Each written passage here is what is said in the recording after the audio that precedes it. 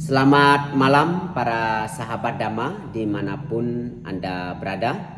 Semoga senantiasa selalu diberkahi kesehatan, kebahagiaan, dan kesejahteraan. Selamat datang di Wudiko Channel Namo Buddhaya. Kembali lagi bersama saya Biku Wudiko. Pada kesempatan pagi yang berbahagia ini, kembali saya akan menyampaikan kisah-kisah inspiratif atau kisah Dhamma inspiratif yang dikutip dari cerita Dhammapada Atthakatha. Nah, pada kesempatan kali ini saya akan menyampaikan cerita Dhammapada, yaitu memasuki bab 2 tentang apa manawaga, yaitu kewaspadaan, di mana saya akan kembali menceritakan Dhammapada Atthakatha Sair 21, 22, dan 23, yaitu kisah tentang Samawati. Samawati ini merupakan istri dari Raja Udena yang belum pernah sama sekali bertemu dengan Buddha Gautama, di mana Samawati ini memiliki pembantu yang bernama Kujutara. Nah, Kujutara inilah yang menyampaikan atau mengulang dhamma kepada putri Samawati ini, hingga pada akhirnya putri Samawati ini pun bisa mencapai tingkat kesucian Sakadagami. Sakadagami, tingkat kesucian kedua dari 4 tingkat kesucian: Sotapanna, Sakadagami, Anagami, dan Arahat. Nah, baiklah para sahabat Dhamma dimanapun Anda berada, ya, di dalam kisah Samawati ini, Sair 21, 22, dan 23 ini, yaitu juga menceritakan tentang seorang anak Brahmana atau anak seorang Brahmin yang sangat benci kepada Buddha, hingga mengakibatkan kebenciannya ini juga karena iri hatinya. Anak Brahmin ini mengakibatkan dia melakukan perbuatan buruk di saat itu. Baiklah para sahabat Dhamma, untuk itu ikuti dan dengarkan cerita ini dan tonton videonya sampai tuntas. Para sahabat Dhamma, di kerajaan Kosambi waktu itu diperintah oleh Raja Udena dengan permaisurinya bernama Ratu Samawati. Ini adalah tokohnya, ya, Ratu Samawati. Nah, Ratu Samawati ini mempunyai 500 orang penggiring yang tinggal bersamanya di istana. Maksudnya yang mendampingi itu ada 500 yang mendampinginya yang tinggal di istana. Ia juga mempunyai pelayan kepercayaan yang bernama Kujutara, yang setiap harinya bertugas untuk membeli bunga. Suatu hari terlihat Kujutara sedang menanti tukang bunga langganannya yang bernama Sumana. Tetapi yang dinantinya tak kunjung datang, sedangkan hari semakin siang. Maka bergegaslah si Kujutara ini menuju ke rumah Sumana dengan maksud untuk membelinya di sana. Maksudnya untuk membeli bunganya langsung di rumah Sumana, ya. Karena biasanya Sumana ini keliling membawa bunganya. Tapi pada hari itu Sumana tidak kunjung datang, dan akhirnya Kujutara atau pembantunya Samawati ini pergi langsung ke rumahnya. Nah, setibanya di sana, maksudnya setibanya di rumah Sumana, Sumana kelihatannya sedang repot menjamu tamu-tamunya, yaitu para biku. Dengan menggerutu terpaksa Kujutara menunggu sampai perjamuan itu selesai. Selesai perjamuan, Kujutara melihat seorang biku yang berwajah cerah dan agung mulai berkhotbah.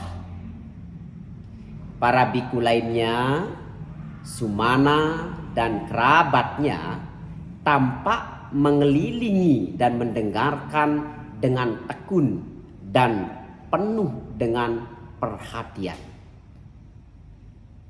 Aduh, bisa-bisa aku kena marah nih kalau pulang nanti, keluh Kujutara. Apa boleh buat? Terpaksa aku harus menunggu lagi, keluhnya. Daripada menganggur dan mengantuk, apa salahnya aku juga ikut mendengarkan.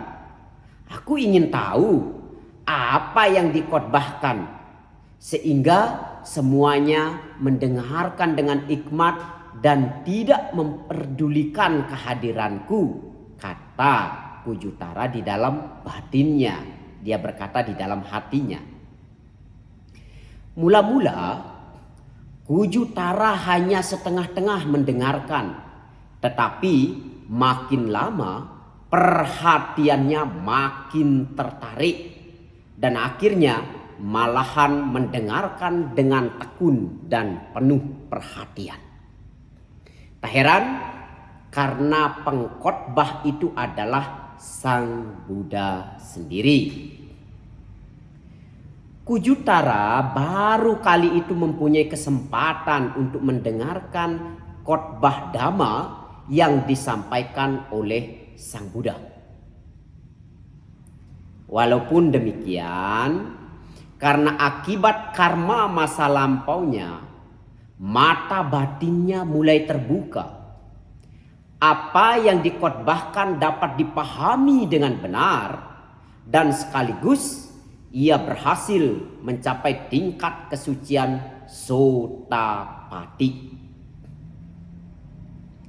Pulang ke istana, ia telah ditunggu oleh Permaisuri Samawati dengan muka cemberut, dengan muka kesal. Kemudian Permaisuri Samawati ini bertanya, "Kemana saja kamu dan apa pula kerjamu sehingga sesiang ini baru pulang? Dan mana bunga yang harusnya kau beli?" tegur Samawati. Nah, setelah meminta maaf, Kujutara menceritakan apa yang barusan dialaminya.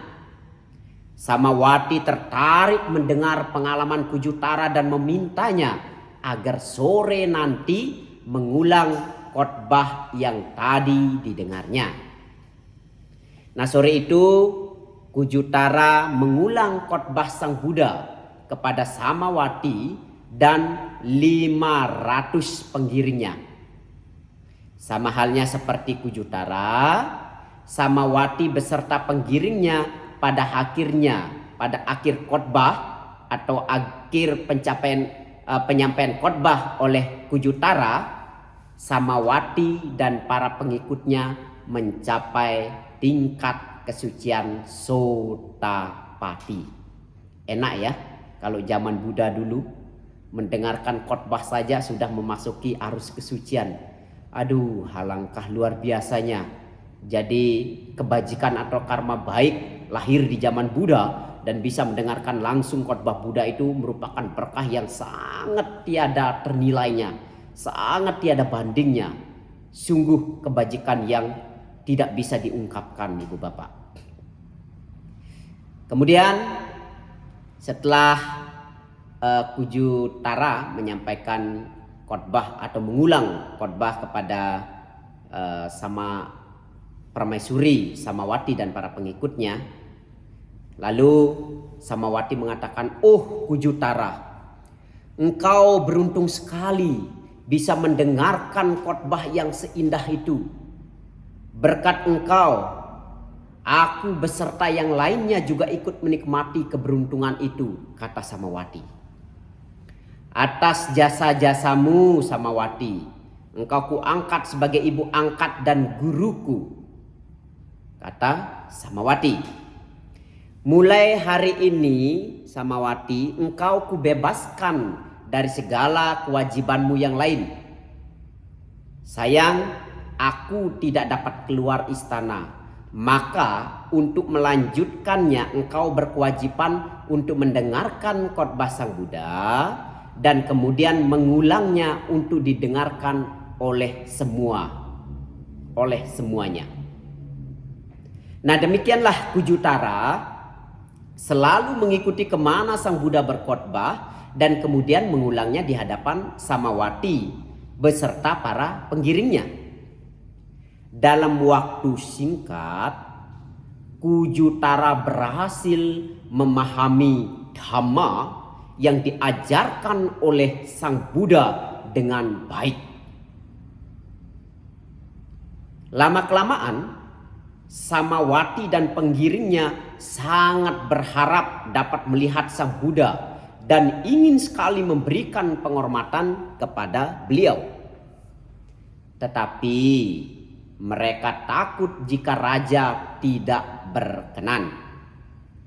Maka dicarilah akal bagaimana caranya agar mereka bisa melaksanakan maksud baik mereka. Salah satu pengiring Samawati menemukan cara dengan membuat lubang-lubang pada dinding-dinding di sekitar istana. Nah, melalui lubang-lubang itulah mereka dapat melihat keluar dan memberi penghormatan kepada Sang Buddha setiap hari saat beliau akan mengunjungi rumah 3 orang artawan atau rumah para penyokong pada waktu itu yang bernama Gosaka, Kukuta, dan Pawakriya, ya, 3 hartawan ini. Nah, pada waktu Raja Udena memerintah, ada seorang Brahmana mempunyai putri yang sangat cantik sekali. Magandia nama putrinya. Magandia namanya.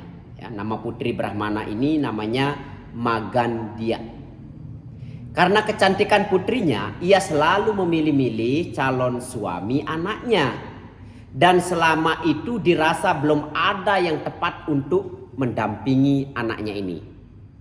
Suatu hari si Brahmin itu bertemu muka dengan Sang Buddha, maksudnya bertemu dengan Buddha Gotama. Ia sangat terpesona melihat Buddha Gotama dan berpikir bahwa inilah satu-satunya orang yang pantas untuk menjadi suami putrinya yang sangat cantik tersebut. Maka dicari tahulah di mana Sang Buddha berdiam. Kemudian bersama dengan istri dan putrinya, ia ke sana, maksudnya datang ke tempat Buddha dan meminta kepada Sang Buddha agar mau menerima putrinya ini sebagai istri. Sang Buddha berdiam sejenak, beliau merenung sejenak. Dengan kekuatan supranaturalnya atau dengan kemampuan batinnya, diselidikilah si Brahmin dan anaknya tersebut. Beliau melihat bahwa Brahmin itu dengan istrinya mempunyai kesempatan yang sangat besar untuk mencapai kesucian anagami. Lalu dengan tersenyum, Buddha menjawab, setelah melihat Tanha, Arati, dan Raga, putri-putri Mara, aku tidak lagi mempunyai keinginan seksual. Semuanya hanya berisikan kekotoran dan air kencing. Dan aku tidak ingin menyentuh walaupun dengan ujung kakiku sekalipun. Buddha menyampaikan kata-kata tersebut kepada Brahmin dan anak Brahmin ini atau Magandia. Ya, anak Brahmin ini bernama Magandia yang putri cantik tadi. Mendengar kata-kata Sang Buddha, Brahmin itu dan istrinya sangat terkejut.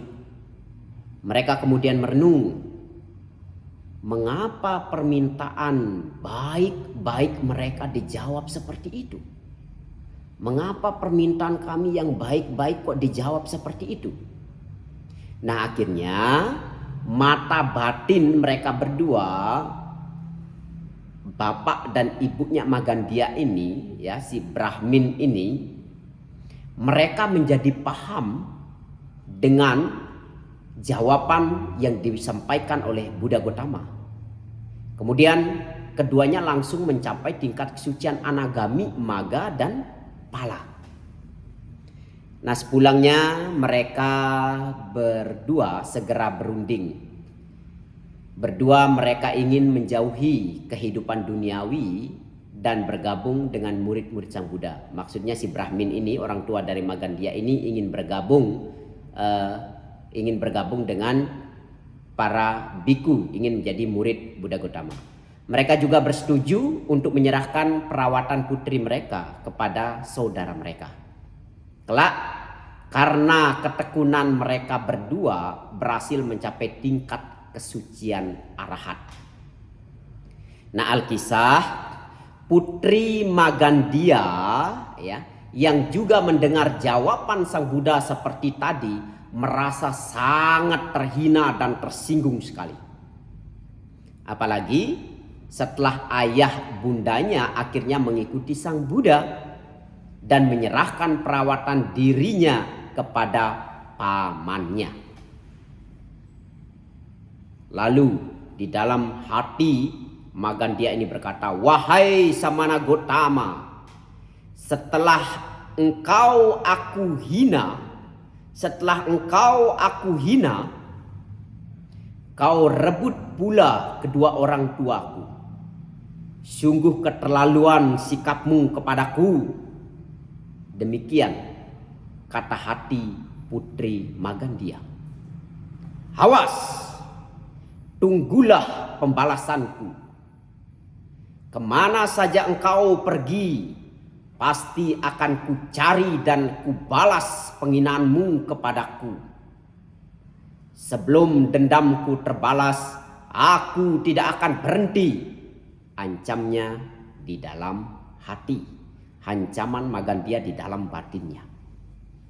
Alkisah, beberapa waktu kemudian pamannya ini menyerahkan Magandia kepada Raja Udena. Karena Magandia memang dasarnya cantik jelita, raja pun menerimanya sebagai salah satu istrinya. Menerimanya salah satu sebagai istrinya. Nah, suatu ketika Magandia mendengar kedatangan Sang Buddha di Kosambi dan bagaimana Samawati dan penggiringnya memberi penghormatan kepada Buddha Gautama melalui lubang-lubang di sekitar istana. Inilah waktunya untuk membalas dendam, pikirnya Magandia. Matanya berbinar-binar kegirangan. Segera Magandia merencanakan cara untuk membalas dendam kepada Sang Buddha dan mencelakakan Samawati beserta penggiring yang sangat mengagumi Sang Buddha. Paginya, Magandia segera menghadap ke Raja Udena. "Baginda, Samawati ingin berkhianat. Ia bersama penggiringnya telah membuat lubang-lubang di dinding istana agar dapat berhubungan dengan orang luar. Mungkin pula mereka telah mengatur pemberontakan," katanya memanas-manasi sang raja. Raja tentunya sangat terkejut mendengar laporan tersebut. Ia segera turun ke lapangan untuk melihat sendiri kebenarannya. "Oh, benar," kata raja. "Banyak lubang dibuat pada dinding istana." Dengan marah, raja segera memanggil Samawati. "Samawati, tak kusangka bahwa engkau sampai hati benar ingin mengkhianat kepadaku." Samawati pun melenggak keheranan sambil menggeleng-gelengkan kepala, tidak menyangka apa yang dikatakan oleh sang raja atau suaminya ini. "Baginda, mengapa Baginda sampai hati menuduh demikian? Untuk apa?" Untuk apa untuk apa kau membuat banyak lubang pada dinding istana? Tanya sang raja. Bukankah untuk memudahkan berhubungan dengan orang luar dan mengatur pemberontakan? Ampun Baginda, jawab Samawati. Tiada sedikit pun terbit ingatanku untuk memberontak pada diri hamba. Bahwa selama ini hamba sangat berterima kasih dapat hidup tanpa kekurangan satu apapun di istana ini. Lalu untuk apa kau membuat lubang-lubang itu, Samawati? Samawati pun segera menceritakan semuanya dengan bersungguh-sungguh. Raja dapat diyakinkan sehingga tidak menarik panjang urusannya. Nah, melihat usahanya untuk mengenyahkan Samawati tidak berhasil, Magandia ini bertambah marah. Tetapi ia tidak putus asa. Ia tetap berusaha mencari jalan untuk membuat raja percaya bahwa Samawati tidak setia kepada raja dan telah berusaha untuk membunuhnya. Suatu hari Magandia mendengar bahwa raja akan mengunjungi Samawati dalam beberapa hari mendatang dan akan membawa kecapinya. Magandia memasukkan seekor ular ke dalam kecapi tersebut dan menutupinya dengan setangkai bunga. Magandia mengikuti Raja Udena ke tempat tinggalnya Samawati. Di perjalanan, ia selalu mencoba mengurungkan niat raja karena dia merasa tidak percaya kepada Samawati dan mengkhawatirkan keselamatan raja. Tetapi raja tidak menghiraukannya. Sampai di kediaman Samawati, tatkala tiada orang, Magandia mencabut seikat bunga dari lubang kecapinya milik raja. Ular itu keluar dan melingkar di atas tempat tidur. Ketika raja hendak mengambil kecapinya dan melihat ular itu, sang raja pun mempercayai kata-kata Magandia ini bahwa Samawati berusaha untuk membunuhnya. Tentu raja sangat marah. Beliau memerintahkan Samawati untuk berdiri dengan semua penggiringnya berbaris di belakangnya. Pengawal, ambil busur dan anak panahku, teriak sang raja. Tetapi Samawati dan penggiringnya tidak gentar. Tidak gentar sama sekali, tidak ada ketakutan sama sekali. Mereka semua tetap berdiri sambil memancarkan cinta kasih kepada sang raja. Raja menarik busur panahnya, menarik busur dengan anak panah yang diracuni, yang dilumuri dengan racun. Samawati dibidiknya baik-baik dan kemudian anak panah itu pun dilepaskannya dengan sekuat tenaga. Dengan suara berdesir, anak panah itu melaju secepat kilat mendekati sasarannya, yaitu mendekati Samawati. Semua yang melihatnya menahan napas. Semua orang yang hadir di tempat itu yang melihat lesatan anak panah yang dilepaskan oleh sang raja, semua pada menahan napas. Ajaib, begitu akan menyentuh Samawati, anak panah itu kelihatan seolah-olah terpental, menyeleweng arahnya, melewati Samawati dan para penggiringnya, dan akhirnya mengujam ke dinding belakang mereka. Raja pun tentu semakin murka. Dikiranya bidikannya ini meleset. Sekali lagi raja menarik busurnya dan Samawati dibidiknya dengan lebih hati-hati. Sekali lagi anak panah itu seolah-olah mengenai perisai yang keras menyeleweng arahnya dan menghujam lagi ke dinding di belakang Samawati dan para penggiringnya. Lagi dan lagi raja berusaha mendidik Samawati maupun penggiringnya. Tetapi kejadian seperti tadi tetap berulang.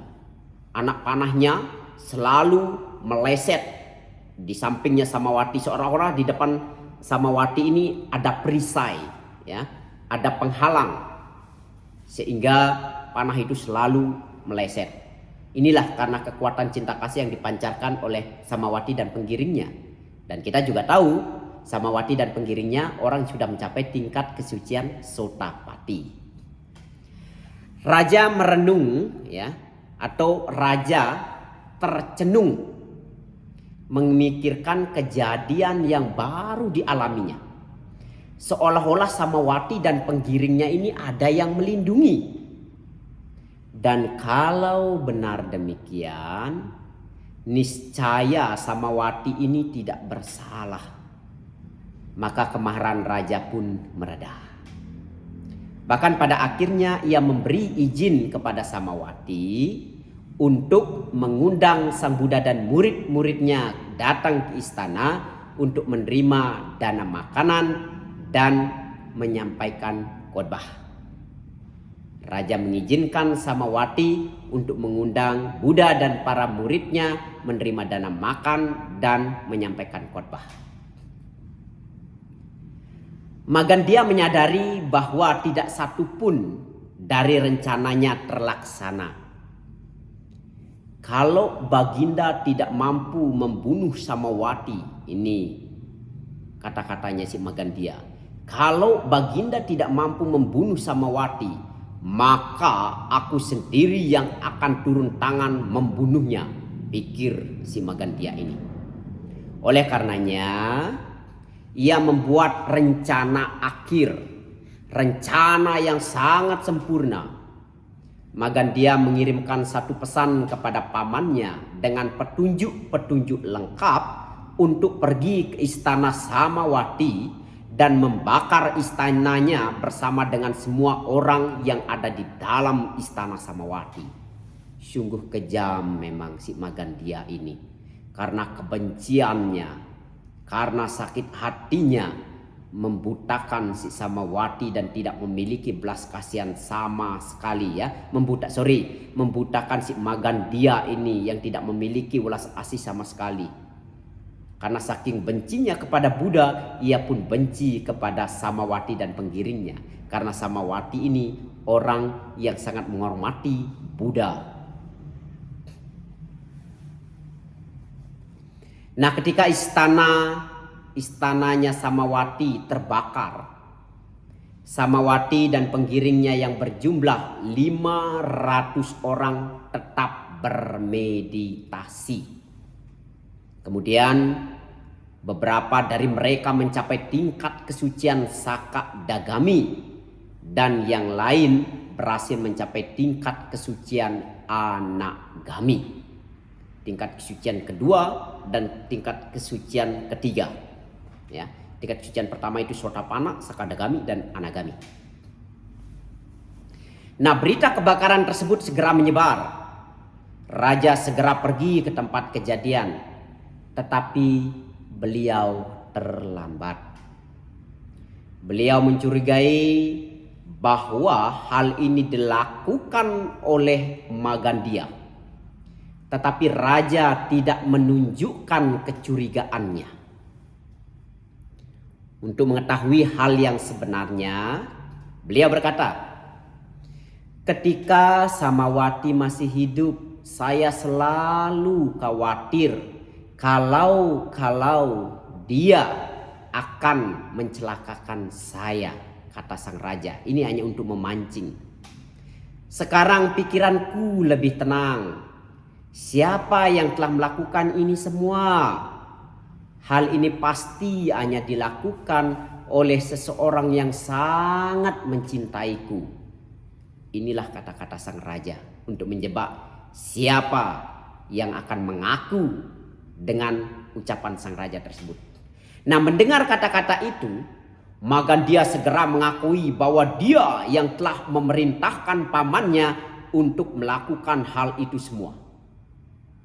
Untuk hal itu, raja sangat puas dan mengatakan bahwa beliau akan memberikan penghargaan kepada Magandia dan seluruh keluarganya. Kemudian seluruh keluarga Magandia diundang ke istana untuk menghadiri perjamuan.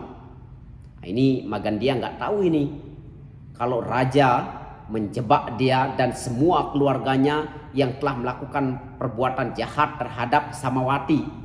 Dia belum tahu ini. Magandia, pamannya, dan seluruh kerabatnya datang ke istana dengan gembira, dengan sukacita.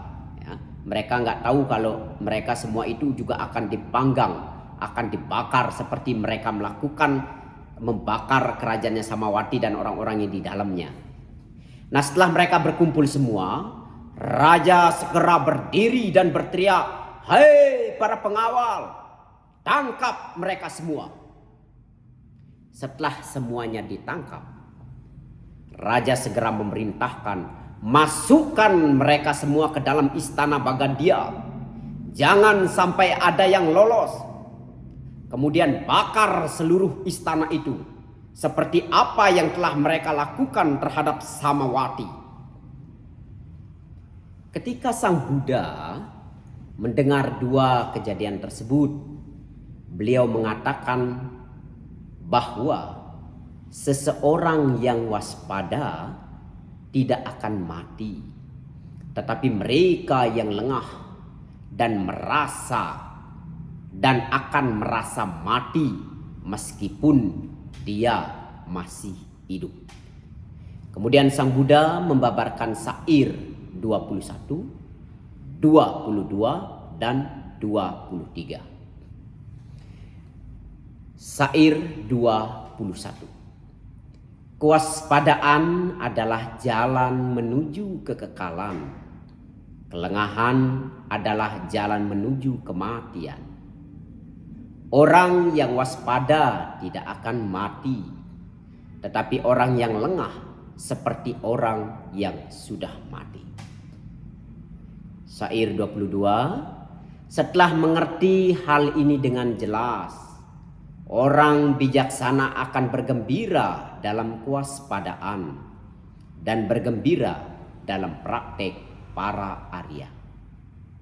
Dan syair yang terakhir, syair 23. Orang bijaksana yang tekun bersamadi, hidup bersemangat dan selalu berusaha dengan sungguh-sungguh, pada akhirnya mencapai nibbana atau kebebasan mutlak.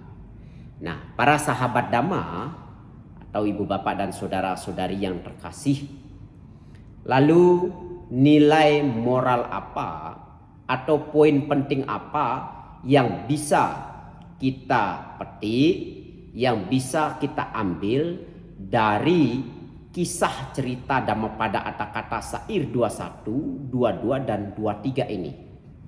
Di sini mengajarkan kepada kita bahwa kebencian kepada orang lain atau menanamkan ketidaksukaan terhadap diri kita sendiri itu hanya akan membawa pada penderitaan, seperti halnya yang dilakukan oleh Magandia.